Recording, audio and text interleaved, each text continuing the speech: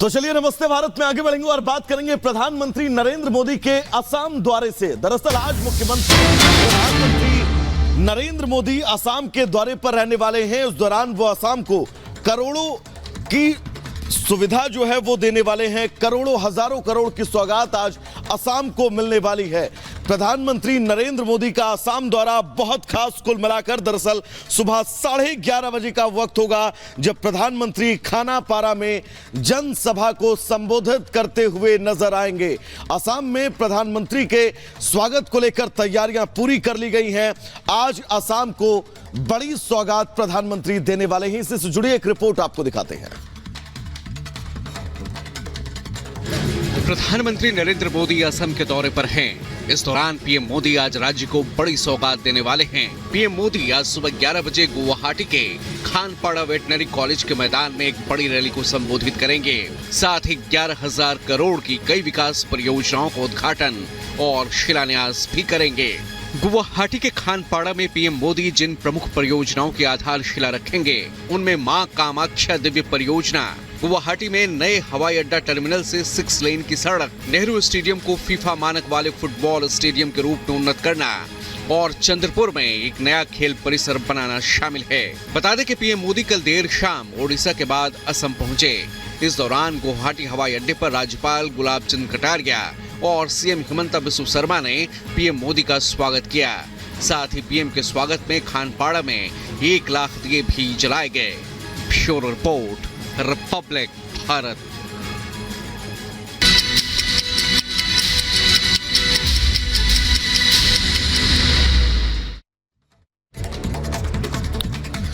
लालकृष्ण आडवाणी को भारत रत्न सम्मान का ऐलान। आडवाणी ने पत्र लिखकर सम्मान के लिए जताया आभार। राजनाथ सिंह, अमित शाह, सीएम योगी और गडकरी समेत कई नेताओं ने बधाई दी।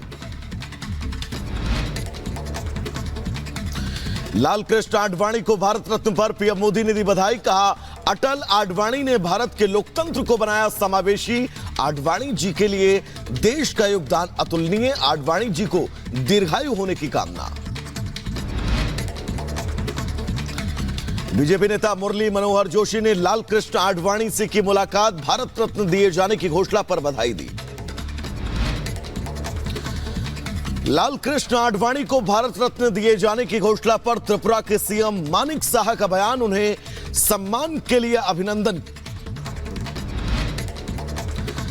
आज असम दौरे पर रहेंगे प्रधानमंत्री मोदी। राज्य को 11,000 करोड़ की विकास परियोजनाओं की देंगे सौगात। असम के खानपाड़ा में पीएम मोदी करेंगे जनसभा। हजारों की संख्या में लोगों के पहुंचने की संभावना।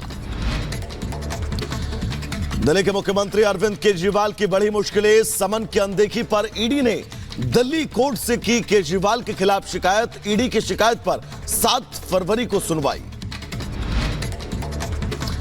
दिल्ली सरकार में मंत्री आतिशी के नाम भी नोटिस जारी। क्राइम ब्रांच की टीम घर जाकर सौंपेगी नोटिस। उत्तराखंड में समान नागरिक संहिता लागू करने की कवायद तेज। 6 फरवरी को कैबिनेट की बैठक में लग सकती है मुहर। उत्तराखंड कैबिनेट में 6 फरवरी को यूसीसी पर चर्चा। 5 फरवरी से 8 फरवरी तक उत्तराखंड कैबिनेट का विशेष सत्र। जमीन घोटाला मामले में आज भी हेमंत सोरेन से पूछताछ। पूर्व अफसरों को रिमांड पर ले सकती है जांच एजेंसी।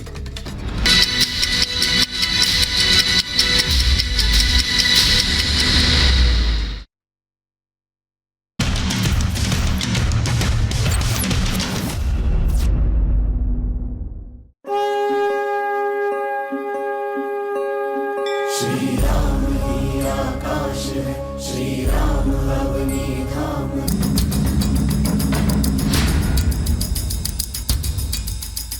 जमीन घोटाले से जुड़े मनी लॉन्ड्रिंग के मामले में ईडी एक्शन मोड में है। ईडी की कार्रवाई से झारखंड की सियासत में ऐसा भूचाल आया जिसने हेमंत सोरेन की सत्ता को हिलाकर रख दिया और फिर उन्हें अपनी कुर्सी तक गंवानी पड़ी। हालांकि उसके बाद ईडी की टीम लगातार सोरेन पर शिकंजा कसते जा रही है। अब उसके हाथ एक ऐसा मोहरा लग गया है जिससे हेमंत सोरेन की मुश्किलें कई गुना ज्यादा बढ़ने वाली हैं। ईडी की टीम अब सोरेन और भानु प्रताप को आमने सामने बिठाकर पूछताछ की तैयारी कर रही है। ईडी ने भानु प्रताप को रिमांड पर लेने के लिए कोर्ट में आवेदन भी दे दिया है, जिस पर सोमवार को सुनवाई होनी है। ऐसे में ये माना जा रहा है कि भानु प्रताप को रिमांड पर लेने के बाद ईडी उसे और हेमंत सोरेन को आमने सामने बिठाकर सवाल जवाब कर सकती है। दरअसल भानु प्रताप ही वो कड़ी है जिसके जरिए जमीन घोटाले के इस खेल के तार हेमंत सोरेन से जुड़े थे। भानु प्रताप के मोबाइल से सामने आया था हेमंत सोरेन का नाम। सोरेन के अवैध तरीके से जमीन अर्जित करने की जानकारी मिली थी। भानु के मोबाइल से कई चैट और डेटा के जरिए ये जानकारी सामने आई थी। मोबाइल में कैश ट्रांजैक्शन की जानकारी भी मिली।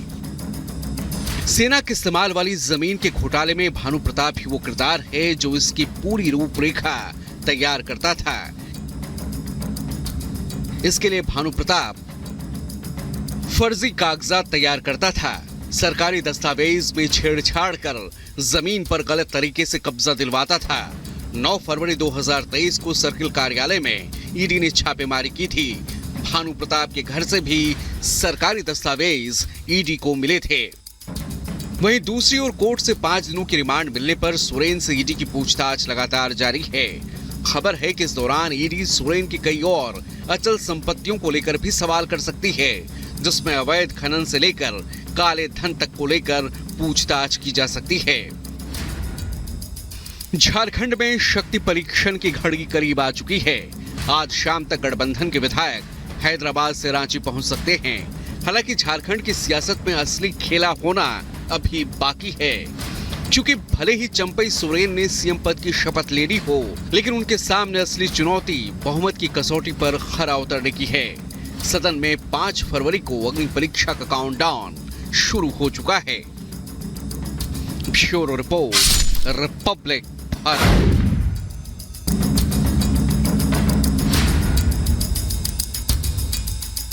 जमीन घोटाले से जुड़े मनी लॉन्ड्रिंग के मामले में ईडी एक्शन मोड में है। ईडी की कार्रवाई से झारखंड की सियासत में ऐसा भूचाल आया जिसने हेमंत सोरेन की सत्ता को हिला कर रख दिया और फिर उन्हें अपनी कुर्सी तक गंवानी पड़ी। हालांकि उसके बाद ईडी की टीम लगातार सोरेन पर शिकंजा कसते जा रही है। अब उसके हाथ एक ऐसा मोहरा लग गया है जिससे हेमंत सोरेन की मुश्किलें कई गुना ज्यादा बढ़ने वाली हैं। ईडी की टीम अब सोरेन और भानु प्रताप को आमने सामने बिठाकर पूछताछ की तैयारी कर रही है। ईडी ने भानु प्रताप को रिमांड पर लेने के लिए कोर्ट में आवेदन भी दे दिया है, जिस पर सोमवार को सुनवाई होनी है। ऐसे में यह माना जा रहा है कि भानु प्रताप को रिमांड पर लेने के बाद ईडी उसे और हेमंत सोरेन को आमने सामने बिठाकर सवाल जवाब कर सकती है। दरअसल भानु प्रताप ही वो कड़ी है जिसके जरिए जमीन घोटाले के इस खेल के तार हेमंत सोरेन से जुड़े थे। भानु प्रताप के मोबाइल से सामने आया था हेमंत सोरेन का नाम। सोरेन के अवैध तरीके से जमीन अर्जित करने की जानकारी मिली थी। भानु के मोबाइल से कई चैट और डेटा के जरिए ये जानकारी सामने आई थी। मोबाइल में कैश ट्रांजैक्शन की जानकारी भी मिली। सेना के इस्तेमाल वाली जमीन के घोटाले में भानु प्रताप ही वो किरदार है जो इसकी पूरी रूपरेखा तैयार करता था। इसके लिए भानु प्रताप फर्जी कागजात तैयार करता था, सरकारी दस्तावेज में छेड़छाड़ कर जमीन पर गलत तरीके से कब्जा दिलवाता था। 9 फरवरी 2023 को सर्किल कार्यालय में ईडी ने छापेमारी की थी। भानु प्रताप के घर से भी सरकारी दस्तावेज ईडी को मिले थे। वहीं दूसरी ओर कोर्ट से 5 दिनों की रिमांड मिलने पर सोरेन से ईडी की पूछताछ लगातार जारी है। खबर है कि इस दौरान ईडी सोरेन की कई और अचल संपत्तियों को लेकर भी सवाल कर सकती है, जिसमें अवैध खनन से लेकर काले धन तक को लेकर पूछताछ की जा सकती है। झारखंड में शक्ति परीक्षण की घड़ी करीब आ चुकी है। आज शाम तक गठबंधन के विधायक हैदराबाद से रांची पहुंच सकते हैं। हालांकि झारखंड की सियासत में असली खेला होना अभी बाकी है, क्योंकि भले ही चंपई सोरेन ने सीएम पद की शपथ ले ली हो, लेकिन उनके सामने असली चुनौती बहुमत की कसौटी पर खरा उतरने की है। सदन में 5 फरवरी को अग्नि परीक्षा का काउंटडाउन शुरू हो चुका है। Bureau report, Republic Bharat.